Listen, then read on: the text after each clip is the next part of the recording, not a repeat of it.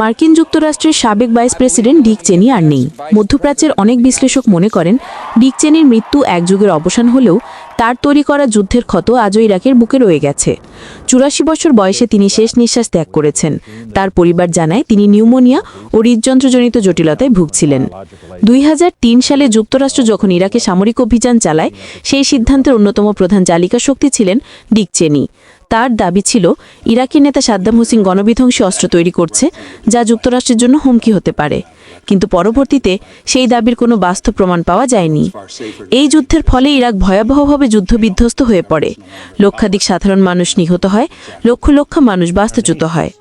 দেশটির অবকাঠামো ধ্বংস হয়ে যায় এবং সেখানে দীর্ঘস্থায়ী অস্থিতিশীলতা তৈরি হয়, যা আজও চলছে।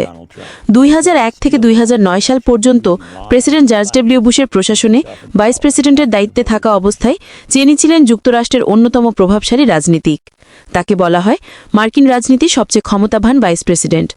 অন্যদিকে তার নীতিগুলো মানবিক বিপর্যয় ও মধ্যপ্রাচ্যের অস্থিতিশীলতার কারণ হিসেবে সমালোচিত থাকবে। ডিক চেনি ছিলেন এমন একজন রাজনীতিক যিনি ক্ষমতার কেন্দ্রে থেকেও গোপনে সবচেয়ে বড় সিদ্ধান্তগুলো নিয়েছিলেন। ইরাক যুদ্ধ সেই সিদ্ধান্তগুলো সবচেয়ে বিতর্কিত অধ্যায়। আমাদের দেশের অধিকাংশ টিভি চ্যানেলগুলোই দেখা যায় যে সঠিক তথ্যটি আড়াল করে মানুষের কাছে ভুল তথ্যটি উপস্থাপন করে। তাই আমরা চেষ্টা করি মানুষের কাছে সঠিক তথ্য উপস্থাপন করতে, এবং আমাদের এই উদ্দেশ্যকে সফল করতে আমাদের চ্যানেলটিকে সাবস্ক্রাইব করে পাশে থাকুন।